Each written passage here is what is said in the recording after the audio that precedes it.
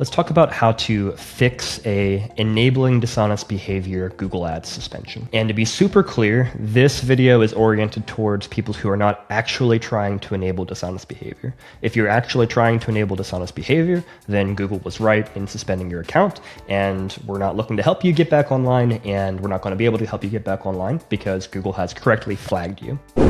So what this video is oriented towards is legitimate advertisers who are not actually enabling dishonest behavior, but who are getting incorrectly flagged by Google's system. And this happens a lot because Google uses a lot of AI in how they flag things. There are keywords and phrases they're looking for, and Google's not good at understanding nuance. And so we've helped many advertisers who, for some reason, were flagged incorrectly by Google, but were not actually enabling dishonest behavior.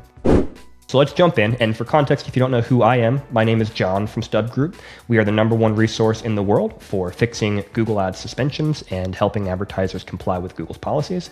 And we are a premier Google partner. First of all, what is enabling dishonest behavior? Well, let's take a look at Google's policy around this. They have a policy page specifically about this type of suspension. They give some examples of things that are not allowed. I'm not going to read through everything here, but I'll read through some of the examples. So if you're advertising, creating fake or false documents, if you're selling numbers like credit privacy numbers, if you are selling VPNs that are marketed to circumvent geo restrictions, if you're doing things like saying we're going to help you hack or change traffic signals, or also some products related to spyware, GPS trackers that are marketed to spy or track someone without their consent, things like that. Again, I'm not going to read through everything. You can read that on this policy page, but at the end of the day, it's advertising something that is enabling behavior that is dishonest or illegal, and Google does not allow that.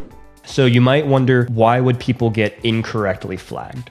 Well, here are some examples, some real life examples that we've worked with. Ghostwriters, for example. There are a lot of businesses that help out with ghostwriting, and often they'll get flagged because Google might think that they are promoting writing academic papers for people, for example, which that is enabling dishonest behavior, because if you write someone else's academic behavior, you're helping them cheat with their schooling, and that's dishonest. However, it's completely fine to ghostwrite someone's book.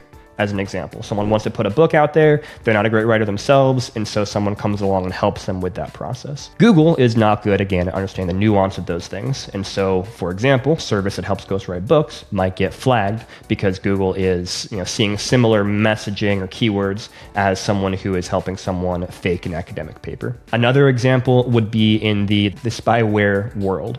So there are a lot of things that Google does not allow in this world. Again, spyware and technology used for intimate partner surveillance, like enabling to monitor texts or phone calls or browsing history. So there are things like that are not allowed to be advertised. But there are other things, hardware items, etc., that don't quite fall under that policy that technically are allowed to be advertised via Google. But again, they might have similar messaging, similar keywords as these things that fall under Google's prohibited policy. And so we've seen lots of businesses in that space get flagged as well. And the list goes on. Those are just two examples. But there are lots of businesses that are kind of in this overlap area where what they're doing is fine, but Google is flagging them. So when it comes to fixing these issues, a lot of it comes down to how you message about what it is that you sell.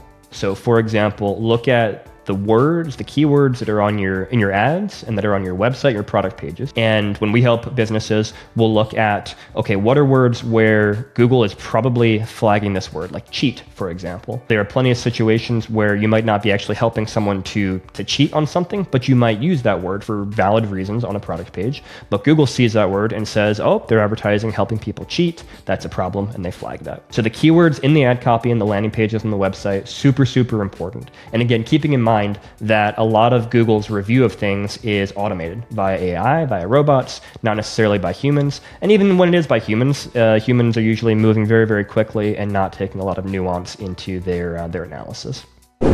So messaging, super, super important. The second thing would be making very clear what you don't do. So for example, let's take that example of the ghostwriting as an example. So one thing that you might do is you might specifically add a disclaimer to your website saying, we do not help with writing academic papers or anything like that would be considered cheating. Now you gotta be careful there because again, if you put those keywords on the page, Google might read those keywords and not realize that you're saying we don't do this and and flag you for that. So there's a lot of nuance that we kind of work through each unique situation to recommend what to do. But there are times where it makes a lot of sense to say we don't do X, Y, and Z thing to make it incredibly clear to Google what you're not doing and why you should not fall under this enabling dishonest behavior policy. So disclaimers, really, really important.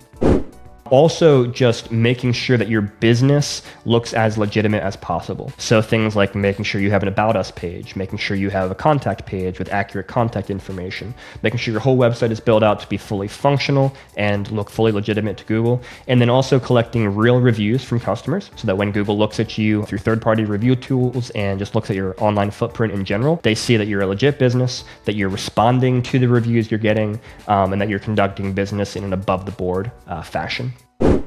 So those are some examples of things you can do. This is a tricky type of suspension. And again, there's a lot of nuance that goes into it. Every site's a little bit different. Every account's a little bit different. And so if you're looking for tailored recommendations to your situation, maybe you're hitting some brick walls, not sure where to go, we'd love to help. Reach out through StubGroup.com. We've had a lot of success helping advertisers fix this incorrect flagging of enabling dishonest behavior. And we'd love to help you as well and get you back online with Google.